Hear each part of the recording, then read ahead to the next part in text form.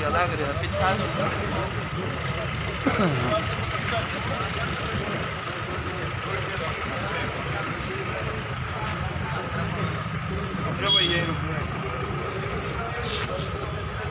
पीछा दो ना क्या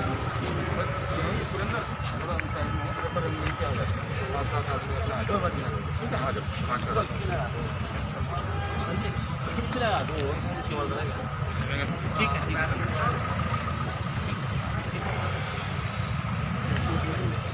कर लेते हैं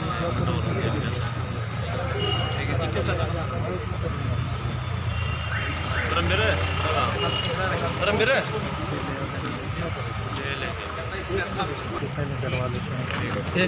नीचा कर लिया राइट के ऊपर एक सेकंड से मिलने आए आज आप हम जिस हिसाब से मिल रहे हैं। एक मिनट। हाँ जी बताइए साहब हमारे साथ बहुत ही नाज़ियत हो रही है। हमारे को 2018 में पर्सन और कोलंबो द्वारा तो एक लड़का अंचल धमकी दी गई थी फ़ोन में मेरे भाई जीत को और मेरे फ़ोन को कि तुम ठेके का कारोबार कर रहे हो और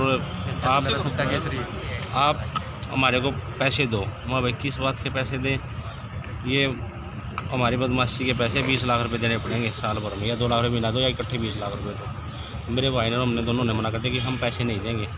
तो उन्होंने बोले पैसे नहीं देंगे तो 2 महीने में आपको रिजल्ट दे देंगे। उसकी हमने शिकायत करी, उस शिकायत को कार्रवाई नहीं हुई और दरख्वास्त ऐसे ही खारिज होगी। उसके बाद उन्हें 2 महीने बाद हमारे घर पे, हम दोनों भाई घर पे थे, हमारे को आवाज़ लगाई गेट के ऊपर कि कहाँ हो भाई, हमारा नाम लिया सुरेंद्र जीते कहाँ हो। हम बाहर निकलते उन्होंने हमारे पर ताबड़तोड़ फायरिंग कर दी जिसमें 6 गोलियाँ चली, जो घर में अंदर होने का हम अंदर घर के अंदर भाग गए, जिस वजह से हमारा बचाव हो गया। और उसका मुकदमा समलका थाने में दर्ज कराया हमने, जिसमें उनकी पुलिस थोड़ी शक्ति में आई तो उनकी गिरफ्तारी हुई। हमने बोला भी हमारे को पुलिस प्रोटेक्शन दी जाए, सुरक्षा दी जाए बहुत ज़्यादा, क्योंकि बार बार हमारे को धमकियाँ मिल रही है। तो हमारे को, मेरे भाई को, मेरे को एक पुलिस सिक्योरिटी दी गई। उसके बाद 2019 में उन्होंने फिर बाद में लास्ट में बोले कि भाई पीछा नहीं छोड़ने वाले मारेंगे, ठेके लेने बंद कर दो। तो हमने उनका डर के मारे हमने 1 साल या कारोबार भी नहीं लिया। हम यूपी में चले गए, ठेके शराब की दुकानें वहाँ ली हमने 19 में और 18-19 में। तो 19 में हम दोनों भाई अपने खेत की तरफ टहलने गए थे शाम के टाइम, 14 दिसंबर की बात है 2019 में। तो मेरे भाई और हम दोनों बातें कर रहे थे, बाइक पे 2 लड़के आए, एक आगे खड़ा था रैकी कर रहा था और उन्होंने मेरे भाई के सामने छाती में 2 पिस्टल रखे, गोली दाग दी, मेरे भाई की छाती में लगी। मैं उनको पकड़ने लगा, उन्होंने मेरे ऊपर भी गोली दाग दी। मैंने बोला भाई भैया भाग, हम दोनों भाई भाग गए। पास में एक मकान था उसमें घुस गए, मेरा भाई वहाँ बेहोश हो गया।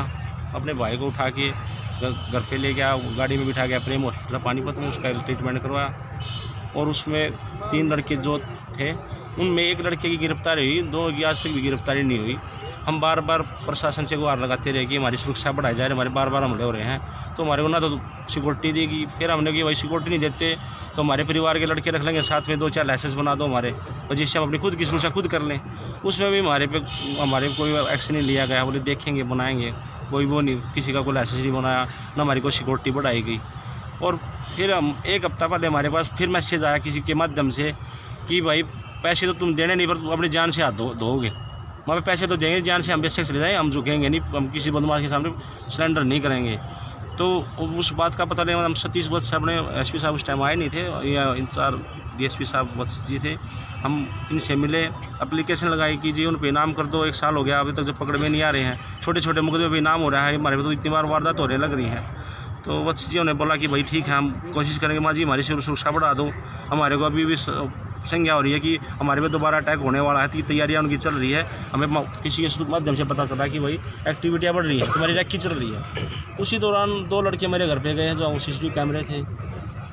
मेरे बेटे ने बताया कि पापा ऐसे 2 लड़के ना गेट पे खड़े होके गए हैं। उसकी फुटेज और उन लड़कों की मैंने समलका थाने में FIR दर्ज कराई, वो 20 दिन पहले। तो भाई उसका लड़का पता लगा, विकास है कोई सीख का, वो फेसबुक पे अपने फ़ोटो डालता है कि पर्सन लंबू ग्रुप, और उसमें जेल में बात करता हुआ व्हाट्सएप पे अपना सीक्रेट शॉट डालता है।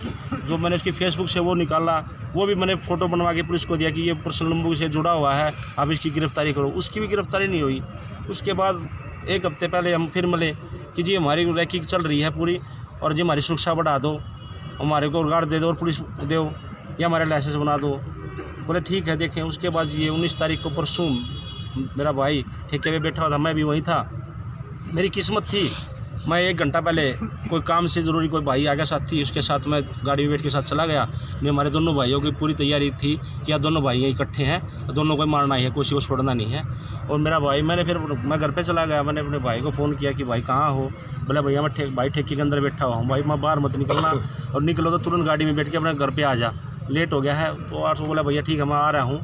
तो भाई उन्हें ड्राइवर को बोला कि गाड़ी स्टार्ट कर ले और मैं बाथरूम करके आता हूँ और चलते हैं। बाथरूम करने भाई गया, उसके साथ वो गनमैन था दिलबाग, वो भी साथ खड़ा था।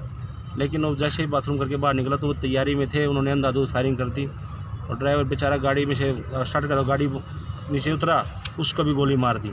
और 2 मेरे भाई को लगी, दोनों चेस्ट में लगी हुई हैं। और मेरा भाई बहुत ज़्यादा सीरियस है। हमारी कोई उसको इतनी बड़ी घटना के बाद आज तक मेरे हॉस्पिटल में वहाँ तक एक पुलिस वाला भी नहीं भेजा गया कि उसकी सिक्योरिटी बढ़ाई जाए, उसकी गार्ड लगाई जाए। बेशक अब दोबारा फिर आके हमारे को मार सकते हैं। ऐसी इतनी लापरवाही मैंने ज़िंदगी में कभी इतना 35-36 साल की एज होगी, हमने नहीं देखा कि प्रशासन इतनी लापरवाही बरत सकता है। और अब हमारे को ना कोई सिक्योरिटी दी जा रही है, ना ही उनकी उन पर कोई नाम हो रहा है, ना कोई हमारी मदद की जा रही है। बार बार परेशान हो रही है, हम इतने परेशान हो गए। मतलब अपने हमें तो हरियाणा छोड़ के जाने की नौबत आ गई है। जब क्या करें, कब तक हम लड़ पड़ सकेंगे जब तक प्रशासन हमारा साथ नहीं देगा। हम तो झुकने के लिए मजबूर हो जाएंगे। एक बदमाश भी मारा गया था मौके पे इसमें। वो भाई साहब उनकी गोलाबारी में अंधाधुंध गोली चली, शटर में भी लगी हैं। वो तो उनको देख थोड़ी रहा था। एक वो लड़का था दारू ले रहा था, उसको भी लगी है। उन्होंने अंधाधुंध फायरिंग की है। अब उसकी गोली से क्या हुआ है कि तो हमें तो नहीं पता इस बात का। गनमैन साथ में था, गनमैन साथ में था। वो जब भाई को गोली लगी वो बेचारा उसको अंदर खींच के ले गया, उसने उसका बचाव किया। उससे इतना है भाई, अकेला था वो। अगर 2-3 गनमैन साथ होते तो वो एक उसको संभाल लेता और फायरिंग कर देते। लेकिन वो अकेला होने के कारण मेरे भाई को अंदर खींच लिया। उसको उसने कोई फायरिंग नहीं की। उससे कोई फायरिंग नहीं हुई, गनमैन से कोई फायरिंग नहीं हुई। और भयभीत हो गया। आज आप इनसे मिलने आए हो? मैं एसपी साहब, नए एसपी साहब आए हैं, बहुत अच्छे आदमी हैं। और हमें इससे बहुत उम्मीद है कि हमारी तरफ ये बहुत ध्यान से देखेंगे और हमारी बात सुनेंगे और हमें न्याय देने की पूरी कोशिश करेंगे। और उम्मीद है कि हमें न्याय मिलेगा इनसे।